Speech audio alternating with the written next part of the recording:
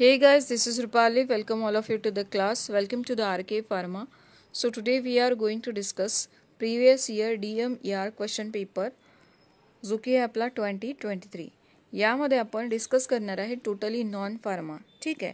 Non फार्मावरती तुम्हाला कसल्या टाईपचे क्वेश्चन्स विचारले गेलेले आहेत. टोटली TCSचे पेपर आहेत हे सर्व. ठीक आहे. यामध्ये कंपायलेशन्स आहे. टोटल 100+ पेजेसमध्ये ही PDF अवेलेबल आहे राईट नाव जी आपण ओपन केलेली आहे. ठीक आहे. यामध्ये आपण बघणार आहे की क्वेश्चन कुठल्या पॅटर्नवरती आलेला आहे आणि कुठल्या पॅटर्नवरती तो विचारणार आहे.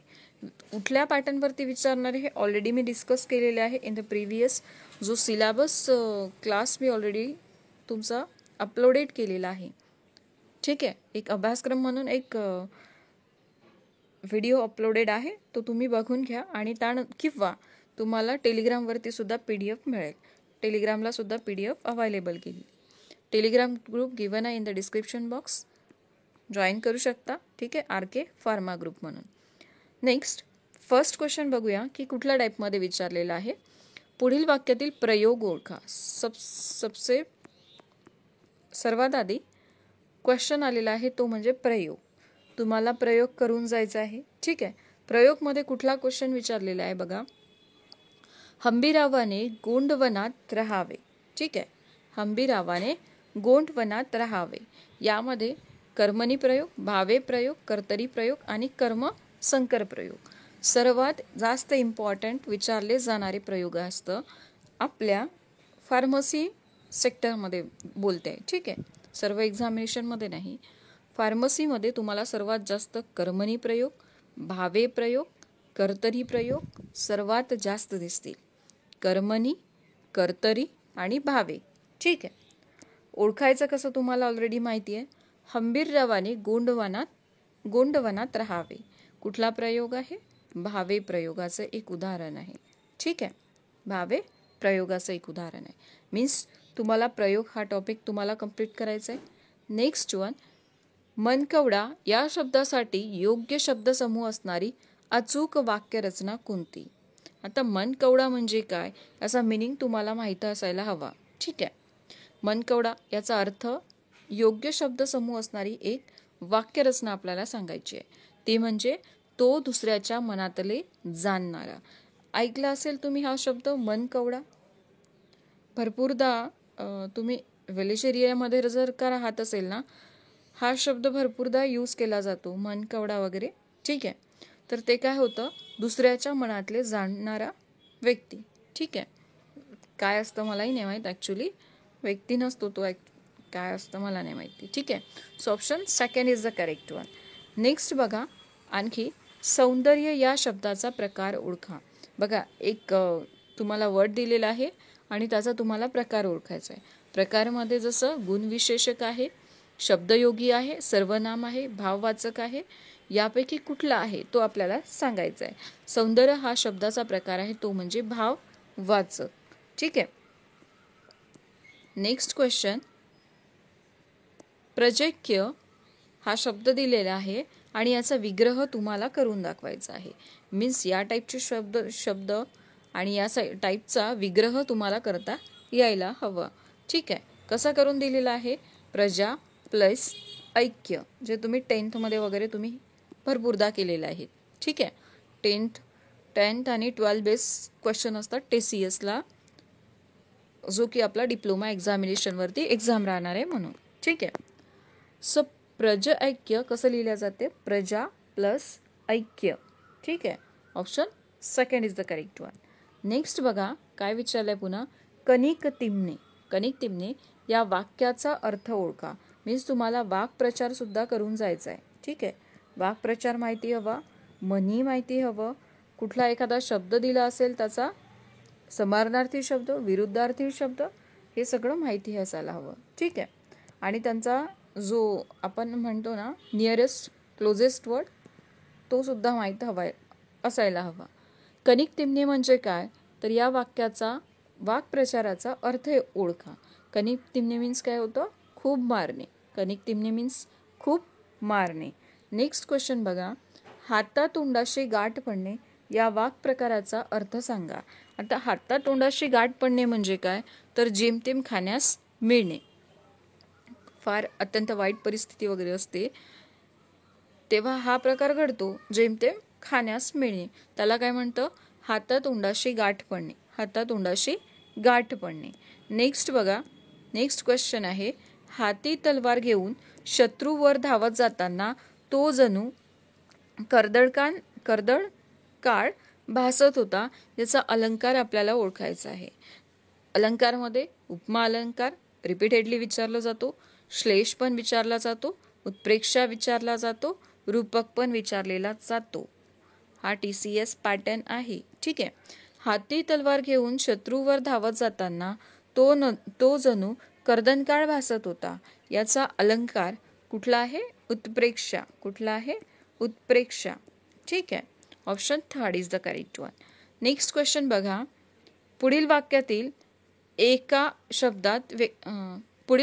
अर्थ एका शब्दात व्यक्त करा.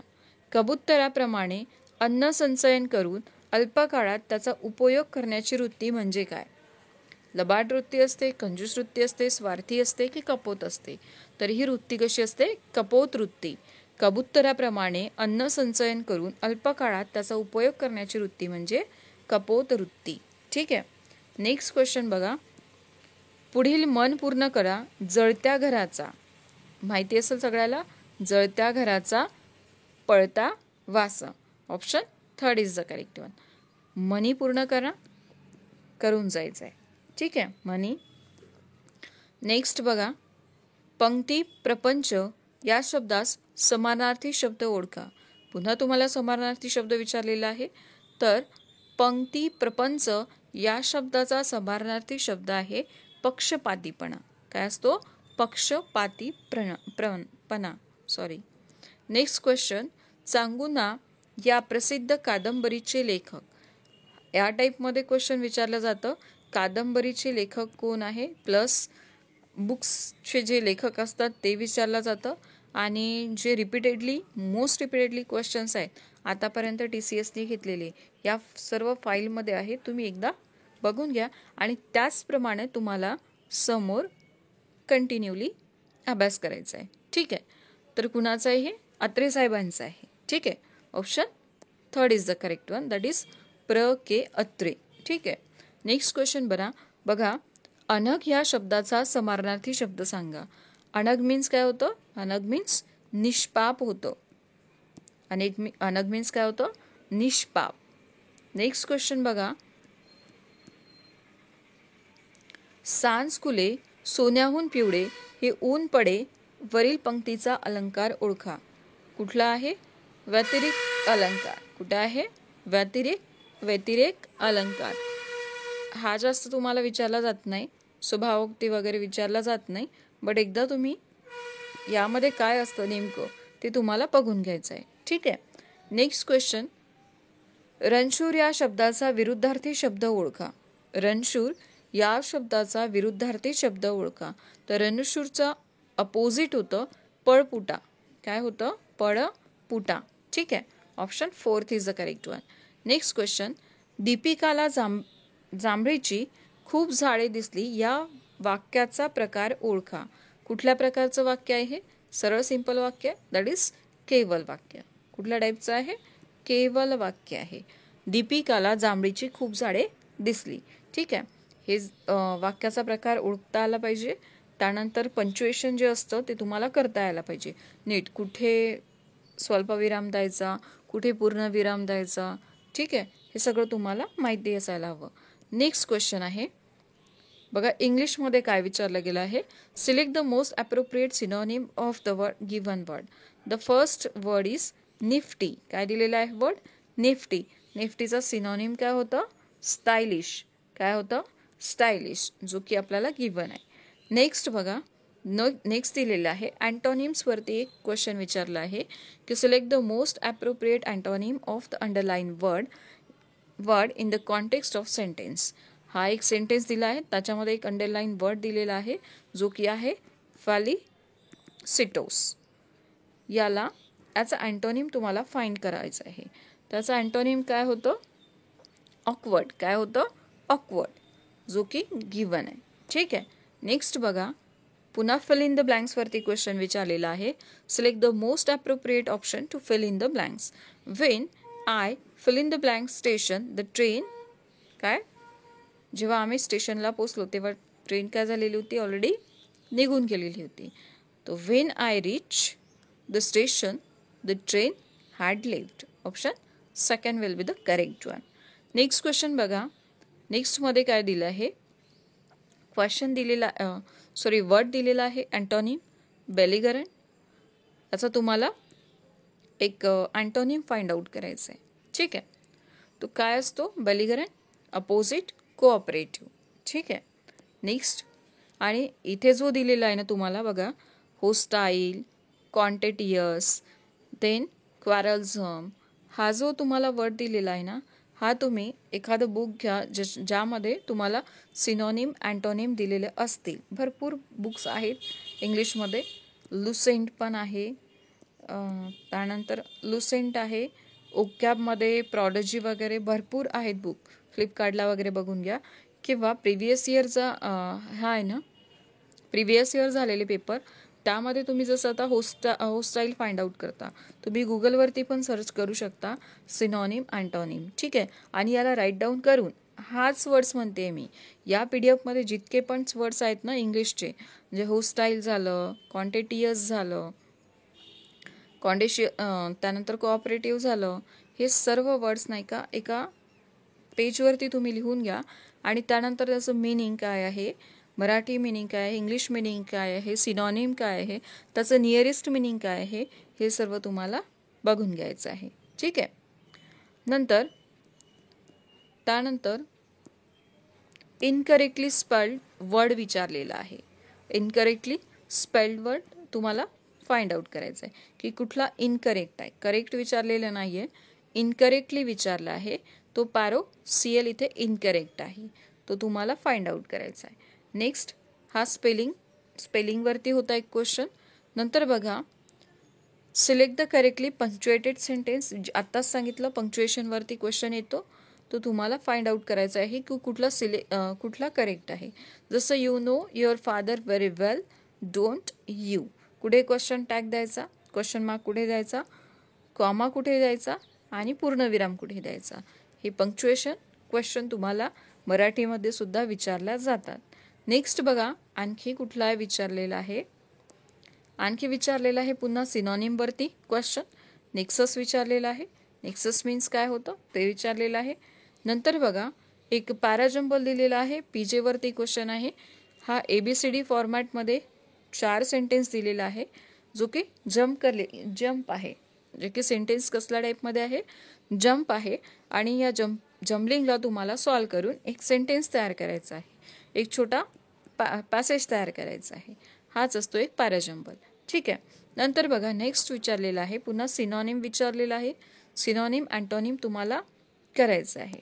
नंतर बघा पुन्हा विचारलेला आहे एक फिल इन द ब्लँक्स दिलेला आहे अँटोनिम तुम्हाला त्याचं फाइंड आउट करायचं आहे. अँटोनिम सिनॉनिम्स खूप जास्त आहेत बरं. पुन्हा अँटोनिम्स आलेला आहे. ठीक आहे. एरोड मीन्स काय होतं. त्यानंतर select the appropriate option to fill in the blanks. एक फिल इन द ब्लँक्स दिलेलं आहे ते तुम्हाला कंप्लीट करायचं आहे. नंतर बघा पुन्हा select the correctly spelled word to fill in the blanks. पुन्हा फिल इन द ब्लँक्स आहे त्याला तुम्हाला कंप्लीट करायचं आहे. नेक्स्ट बघा इनकरेक्टली स्पेल्ड विचारलेलं आहे पुन्हा इनकरेक्ट आहे. इनकरेक्टली स्पेल्डवरती क्वेश्चन येणार आहे. नंतर पुन्हा PJ वरती क्वेश्चन आहे. PJ तुम्हाला 1-2 दिसतील. त्यानंतर हा आहे तुमचा GK आणि रिझनिंगचा क्वेश्चन ज्यामध्ये तुम्हाला ॲक्टवरती क्वेश्चन विचारणार आहे. ऑलरेडी माहिती आहे महाराष्ट्र लोकसेवा अधिनियम 2015-2005 असे जे ॲक्ट आहेत ज्या तुमच्या कलम्स आहेत त्या तुम्हाला विचारणार आहे. असल्या टाईपचे क्वेश्चन्स तुम्हाला करून जायचे आहे. नेक्स्ट बघा हा क्वेश्चन दिला आहे की यांच्या दरम्यान मध्य प्रमाणपत किती आहे ते तुम्हाला काढायचं आहे. या टाईपचा क्वेश्चन आहे.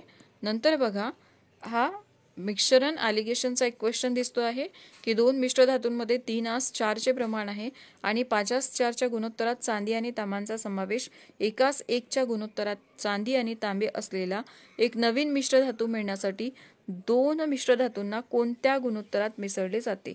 मिक्सचर अँड ॲलिगेशन टॉपिक तुम्हाला कंप्लीट करायचा आहे. नेक्स्ट हा आहे कोडिंगचा क्वेश्चन्स. इनइक्वालिटी म्हणतो ना आपण, कोडेड इनइक्वालिटी हा आहे तो. ठीक आहे, कोडेड इनइक्वालिटी मी ऑलरेडी घेतलेला आहे. इनइक्वालिटी, ठीक आहे, इनइक्वालिटी हा तुम्हाला बघून घ्यायचा आहे की @चा मिनिंग काय होतं, त्यानंतर अँडचा काय होतं, डॉलरचा काय होतं आणि क्वेश्चन मार्क्सचा काय होतो. त्यानुसार हे तुम्हाला सॉल्व करायचं असतं. जसं $A दिला आहे, $A दिलं आहे. डॉलर मीन्स काय होतं तर $A. ए ही बी ची मुलगी आहे. ए कोण आहे, बी ची मुलगी आहे. हा बी आहे आणि ए कोण आहे, त्याची मुलगी आहे.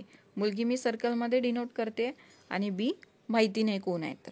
ठीक आहे, पुन्हा बी आणि सी मध्ये काय रिलेशन दिलंय बघा. बी $C म्हणजे बी $C. बी हे सी चे वडील आहेत. बी हे सी चे वडील आहेत. कोण आहे, वडील आहेत. आणि सी कोण आहे, तो दिलेला आहे का, नाही. पुन्हा तसंच सॉल्व करायचं. मग सी आणि डी मध्ये काय रिलेशन दिलेलं आहे बघा. पुन्हा सी आणि डी मध्ये क्वेश्चन मार्क दिलेला आहे. तर सी काय असेल, सी हे बी चे वडील सी हे डी चे काय असेल, वडील असेल. असंच करत जायचं आहे. तर हा आता तुम्हाला इथे हा मूव नाही होणार, इथे खाली करायचं की सी हा काय आहे, पुन्हा वडील आहे. कुणाचा, डीचा. मग $E मध्ये रिलेशन फाइंड आउट करायचं की डी आणि डॉलरमध्ये काय रिलेशन दिलं आहे. तर डी ही ई ची मुलगी आहे. डी ही कुणाची मुलगी आहे, ई ची मुलगी आहे. म्हणजे याची वाईफ असेल कदाचित. ठीक आहे, कारण हाच आहे ना. नंतर ई आणि एफ मध्ये काय रिलेशन दिलं आहे की ई अँड दिलेलं आहे. अँड बघा, ई आणि अँड मध्ये काय रिलेशन दिलेलं आहे. ई ही एफ ची बहीण आहे. तर मग ई आणि एफ मध्ये काय रिलेशन असेल, दोघी बहिणी असेल. ई एफ ची बहीण आहे. पण इथे एफ क्लिअर नाही आहे की ती बहीण आहे की भाऊ आहे, याला असंच सोडून द्यायचं. मग त्यांनी फाइंड आउट करायला सांगितलं की ई आणि बी शी नातेसंबंध काय असेल, असा क्वेश्चन असेल बहुतेक इथे. मी सध्या इरेज करत नाही. ई चे बी शी रिलेशन, ई आणि बीचं रिलेशन विचारलेलं आहे. तर बीचा कोण होता, हा मुलगा होता. ई त्याची वाईफ होती सीची. तर आपल्याला काय विचारलं आहे, ई आणि बी विचारलं आहे. तर ई कोण असेल, बीची सून असेल. कोण असेल, सून असेल. कळालं. या टाईपचं तुम्हाला सॉल्व करायचं असतं. कोडेड इनइक्वालिटी आहे, इझी आहे, तुम्हाला फक्त सॉल्व करता आला पाहिजे. ठीक आहे, सॉल्व कसं करायचं समजलं. दोघांना जॉईन करायचं. सबसे पहले इसे ज्वाइन करना, उसके बाद इसे ऐसे करते जाना है. ठीक है, द नेक्स्ट वन. आणि हे सिम्प्लिफिकेशन ऑलवेज क्वेश्चन पेपरमध्ये असतं. सिम्प्लिफिकेशन तुम्हाला सॉल्व करून बघायचं असतं. सर्वात आधी स्टेप बाय स्टेप करत जायचं आणि बॉडमार्क्स लिहून ठेवायचा ज्यांना येत नाही, यानुसार तुम्ही सॉल्व करायचा. ठीक आहे, नेक्स्ट क्वेश्चन बघा. नेक्स्ट या टाईपचे पण क्वेश्चन्स तुम्हाला येतात. जसं की क्यूब रूट तुम्हाला माहीत हवं आहे. क्यूब रूट तुम्हाला 15 ॲटलिस्ट 15पर्यंत माहीत असायला हवं. आणि स्क्वेअर जे आहे ते तुम्हाला आय होप की सर्वांना 100पर्यंत येतं. ठीक आहे, स्क्वेअर तुम्हाला ॲटलिस्ट 50पर्यंत तरी माहिती असायला हवं. आणि जे क्यूब असतात ते ॲटलिस्ट 15पर्यंत बोलते. आणि जे टेबल असतात ते टेबल तुम्हाला ॲटलिस्ट 30पर्यंत यायला पाहिजे. का यायला पाहिजे, कारण सांगते आहे. आत्तापर्यंत तुम्हाला जो टाईम होता ना, तो कंपाईल होता 90 मिनिट. बट आता जो एक्झामिनेशनला टाईम आहे ना, तो तुम्हाला गिवन आहे ओनली 18 मिनिट्स. किती आहे, 18 मिनिट्स. आणि 18 मिनिट्समध्ये 3 मॅथ्समध्ये क्वेश्चन असतील तुम्हाला, GK GS असतील. Maths I think maths syllabus दिलेला आहे किंवा नाही मला आयडिया नाही आहे, एकदा बघून घ्याल. आय थिंक नाही, बहुतेक नाही का. 15 क्वेश्चन मराठी दिलेला आहे, 15 इंग्लिश दिलेला आहे. त्यानंतर 15 GK आणि GS रिझनिंग दिलेला आहे ना. आणि 15 क्वेश्चन मॅथ्स असेल. मग एकदा चेकआउट करून मी बघून घेईल. ठीक आहे. नेक्स्ट बघा, इथे काय एक डेटा ॲनालिसिसचा क्वेश्चन आहे. 120 कुटुंबाचे साप्ताहिक उत्पन्न खालीलप्रमाणे दिलेलं आहे. जसं की यामध्ये 50 कुटुंबांची संख्या आहे 50, यांचं उत्पन्न आहे 0 ते 1000. त्यानंतर 38 कुटुंबाची संख्या आहे, त्यांचं उत्पन्न इतके आहे. 20 कुटुंबांची संख्या त्यांचं या दरम्यान आहे. आणि 8 आहे तर त्यांचं इतकं आहे. 3 आहे तर इतकं आहे. तर इथं यांनी विचारलेलं आहे की कुटुंबाचं उत्पन्न मीडियन तुम्हाला काढायचं आहे. मीडियम माध्यम तुम्हाला माहीत असेल ना, ते तुम्ही करून घ्यायचं आहे. बस हाच क्वेश्चन होता. ठीक आहे. नंतर बघा पुन्हा काय विचारलेलं आहे. मेन्सुरेशनवरती क्वेश्चन आहे. मेन्सुरेशन प्रत्येकच एक्झामिनेशनला तुम्हाला दिसेल की एका आयताची 448 सेंटीमीटर लांबीचा एक तार आहे आणि एका आयताच्या स्वरूपात ते वाकवली गेली आहे. त्यांच्या बाजू आहे 9:7च्या गुणोत्तरात आहेत. तर त्या आयताचे क्षेत्रफळ सेंटीमीटरमध्ये तुम्हाला किती आहे ते काढायचं आहे. ठीक आहे. नंतर बघा काय क्वेश्चन आहे. एक GK-GSचा क्वेश्चन आहे. GK-GS तुम्हाला करंटली करावं लागेल. त्यानंतर हा रिझनिंगचा क्वेश्चन आहे. कोडेड फॉर्ममध्ये हा तुम्हाला इंडस्ट्री असा लिहून दाखवला आहे, रिसर्च असा लिहून दाखवले आहे, तर फेस्टिवल तुम्हाला लिहून दाखवायचं आहे. इथे तुम्हाला बघा रिसर्चला उलटपुलट केलेलं दिसतंय. आर इथे दिसतोय मला, त्यानंतर ई कॉन्स्टंट दिसतो आहे. असं तुम्हाला मुवमेंट आहे ती वरची एक शफल केला आहे. ठीक आहे. तर ते बघून घ्या. नंतर बघा ए आणि बी एक वर्क अँड टाईमवरती दिसतोय question. Work and time, time and work आहे ती. जर ए आणि बी एका दिवसात 48 दिवसात काम करू शकत आहेत, तर बी आणि सी तेच काम 72 दिवसात करू शकतात. ए आणि सी तेच काम 60 दिवसात करू शकतात. तर एने एकट्याने किती दिवस करायचं? सिम्पली आहे, LCM घेऊन घ्यायचा, जो की आहे ए आणि बीचा 48 आहे, 72 आहे, ए आणि सीचा 60 आहे. यांचा LCM घ्यायचा, जो काय येत असेल. फॉर एक्झाम्पल जो काय येत असेल, मी 0 मांडला, तर मग यांना काय करायचं, डिवाइड करायचं. इथे ट्वाईस ABC येईल, त्याला डिवाइड करून, आणि मग एने एकट्याने किती दिवसाचं केलं ते मायनस करून डिवाइड करायचं. ठीक आहे. नंतर बघा नेक्स्ट क्वेश्चन आहे सिटिंग अरेंजमेंट, जो की आहे आपला रिझनिंगचा. ठीक आहे. काय दिलेलं आहे की तुमचं हे 7 खोके आहे, एकावर एक ठेवलेले आहेत आणि ते दिलेल्या क्रमानुसार ठेवले असतील असं गृहीत धरण्याची आवश्यकता नाही आहे. म्हणजे ते शफल फॉर्ममध्ये असेल. ओ आणि एस मध्ये केवळ एक खोका आहे. जसं ओ आणि एस मध्ये एकच खोका आहे. ओ आणि पी मध्ये 2 खोके ठेवलेले आहेत. ओ आणि पी मध्ये 2 खोके ठेवलेले आहेत. मी इथे लिहिते. ओ आणि एस मध्ये 1 आहे, ओ आणि पी मध्ये 2 आहे. ठीक आहे. त्यानंतर आर आणि क्यू मध्ये 3 खोके ठेवलेले आहेत. 1 2 3 आर आणि क्यू मध्ये 3 ठेवलेले आहेत. त्यानंतर ओ आणि आर मध्ये पुन्हा 2 खोके ठेवलेले आहेत. ओ आणि आर मध्ये किती ठेवलेले आहेत? 2 खोके ठेवलेले आहेत. यम हा यस खोक्याच्या लगत खाली ठेवलेला आहे. यम जो आहे एसच्या खाली लगतच ठेवला गेलेला आहे. तर एन खोक्याच्या लगत खाली कोणता खोका ठेवलेला असेल तो आपल्याला काढायचा आहे. बघा यांनी किती दिलं आहे? 1 2 3 4 5 6 7 आहे पूर्ण. इथे बघा फिल करण्याचा प्रयत्न करायचा. 1 2 3 4 5 6 7 8 होत आहे. ठीक आहे. म्हणजे हा कुठेतरी शफल आहे. बरोबर आहे का माझं की चुकले? 1 2 3 4 5 6 7 आणि 8 म्हणजे कुठेतरी हा इथे नसेल, हा इकडे असेल. ठीक आहे. तर याला कसं सॉल्व करायचं? एक मिनिट.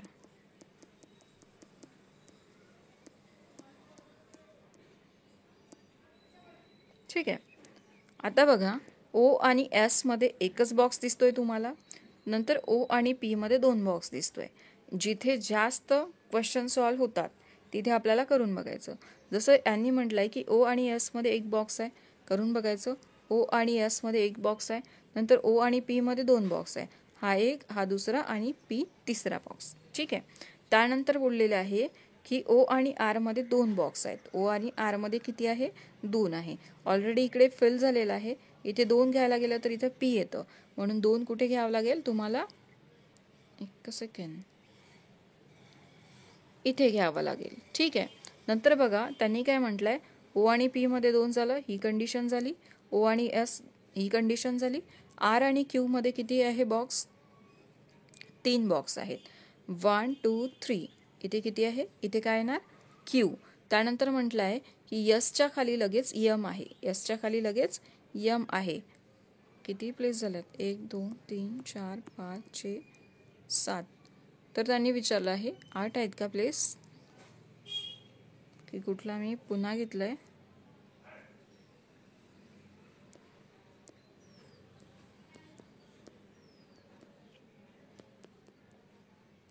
थ्री. त्यानंतर ओ आणि पी मध्ये 2, ओ आणि एस मध्ये केवळ 1, ओ आणि आर मध्ये 2. ठीक आहे, करू बघा. नाही आलं तर मग मी सांगून देईल. ठीक आहे, ते हॉचपॉच होत आहे. नंतर नेक्स्ट क्वेश्चन बघा. एक हा पुन्हा आहे लॉजिकल क्वेश्चन्स आहे जो तुम्हाला येतो. नंतर बघा, जर संख्येचे 36% हे त्याच्या संख्येच्या 52 पटापेक्षा 6ने कमी असेल तर ती संख्या कोणती आहे? हा टाईपचे क्वेश्चन्स तुम्हाला TCS मध्ये भरपूर दिसतील. त्यानंतर आहे एक वेन डायग्रामवरती क्वेश्चन्स आहे. असले पण क्वेश्चन भरपूर येणार आहेत तुम्हाला, की या बॉक्समध्ये इतके आहेत, या बॉक्समध्ये इतके आहे, तर या बॉक्समध्ये किती आहे त्यांची संख्या तुम्हाला काढायची असतं. ठीक आहे. इथे काय विचारलेलं आहे की बास्केटबॉल आणि बॅडमिंटन खेळणाऱ्या परंतु बॉक्सिंग न खेळणाऱ्या खेळाडूंची संख्या किती? बघा, बास्केटबॉल आलेला पाहिजे. बास्केटबॉल पाहिजे म्हणजे तो सर्कलमध्ये असलेला पाहिजे. आणि बॅडमिंटन खेळणारा म्हणजे तो ट्रायंगलमध्ये पण असायला पाहिजे, पण बॉक्सिंगमध्ये म्हणजे स्क्वेअरमध्ये तो नसायला पाहिजे. म्हणजे या दोघांमध्ये तो यायला पाहिजे इथे. ठीक आहे. बास्केटबॉल आणि स्क्वेअर कुठला येतोय बघा? 26 दिसतोय का? दिसतोय 26, जो की बघा स्क्वेअरमध्ये पण दिसतोय तुम्हाला, दिसतोय स्क्वेअरमध्ये आणि या सर्कलमध्ये पण दिसतोय. आता तुम्ही म्हणाल बघा 23 पण आहे तिथे, पण ते 23 सर्कलमध्ये येतोय का? बघा 23 हा सर्कलमध्ये येतोय का? नाही येत आहे. सर्कलमध्ये 42 आहे, पण सर्कलमध्ये ट्रायंगल येतोय का? नाही. पुन्हा 17 आहे, तर 17 मध्ये बघा हा याच्यामध्ये बॉक्सिंग येतो आहे, याच्यामध्ये बॉक्सिंग सुद्धा येतो आहे. 21 मध्ये पण बॉक्सिंग येतोय. त्यांनी विचारलं आहे बॉक्सिंग वगळता विचारलेलं आहे. ठीक आहे. या बारीक सारीक गोष्टी तुम्हाला लक्षात घ्यायच्या. नंतर बघा एक कोडेड फॉर्ममध्ये पुन्हा कोडेड फॉर्म दिलेला आहे. असला टाईपचा क्वेश्चन तुम्हाला येणार नाही असं मला वाटतं, पण ठीक आहे, इझिली असतं, काही नाही. हा जो संकेत फॉर्म दिलेला आहे तुम्हाला, याचं कोडिंग तुम्हाला इथे विचारला गेलं आहे. जसं की 4चा काय आहे? डॉलर आहे. 4चा काय आहे? डॉलर आहे. त्यानंतर 9चा काय आहे? तो हा आहे. त्यानंतर 5चा काय आहे? तर हा आहे. नंतर हॅशटॅग नंतर काय? 1चा. त्यानंतर 2चा काय?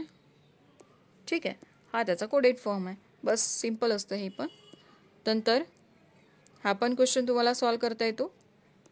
नंतर बघा 1 जानेवारी 2023 मध्ये जे अधिवेशन झालेलं होतं काँग्रेस पक्षातून, फूट पडल्यानंतर स्थापन झालेल्या स्वराज पक्षांचे प्रमुख नेते कोण हे तुम्हाला तिथे विचारला गेलं आहे. ठीक आहे. नेक्स्ट क्वेश्चन आहे समवर्ती सूची असल्याची कल्पना यापैकी कोणत्या देशाच्या राज्यघटनेतून घेतली आहे? ती आहे ऑस्ट्रेलियाच्या. नंतर हा ऑर्डर अँड रँकिंगवरती क्वेश्चन दिसतो आहे. ठीक आहे, ऑर्डर अँड रँकिंग. नेक्स्ट बघा, हा तुमचा GKGS क्वेश्चन आहे. GKGS मध्ये काही पण विचारू शकतं, पण तुम्हाला जर हा ऍक्ट दिसतोय ना माहितीचा अधिकार वगैरे, हा तुम्हाला करून जायचं आहे. म्हणजे आहे 2005 2015. ठीक आहे, जे काय ते करून घ्या. नंतर बघा हे विधान आणि हडप्पा संस्कृती रिगार्डिंग विचारलेला आहे. हिस्ट्रीमधनं क्वेश्चन आहे. त्यानंतर तो पॉइंटिंगचा वर्ड जो असतो ना, पॉइंटिंग टू द गर्ल्स वगैरे, तो क्वेश्चन आहे हा. नंतर बघा मध्य विचारलेला आहे इथे. त्यानंतर इथे खर्च उत्पन्न वाढलेला आहे, किती टक्क्याने वाढलेला आहे ते विचारला गेलेलं आहे. त्यानंतर हे सिरीज तुम्हाला कंप्लीट करायची आहे. त्यानंतर किती स्तर आहे ते विचारला गेलेलं आहे. ठीक आहे. यासारखे क्वेश्चन्स तुम्हाला तुमच्या DMER एक्झामिनेशन्समध्ये दिसतील. ठीक आहे. मी खूप सगळं घेत नाही कारण भरपूर PDF आहे, ही खूप मोठी PDF आहे. ही तुम्हाला मी टेलिग्रामवरती वगैरे देऊन देते. ठीक आहे. सो या टाईपमध्ये तुम्हाला क्वेश्चन तुमचे सॉल्व करायचे. नेक्स्ट क्लासमध्ये बघूया की तुम्हाला वाटत असेल तर आपण असंच कंटिन्यू करून घेऊ. ठीक आहे. आणि तुम्हाला स्वतः करायचं असेल तर तुम्ही स्वतः करू शकता. So thank you for watching. भेटूया नेक्स्ट क्लासमध्ये, जो की आपला कुठला टॉपिक घ्यायचा आहे तो तुम्ही मला एक सजेस्ट करा. नेक्स्ट टॉपिक आपण तोच घेऊया. ठीक आहे. So once again thank you.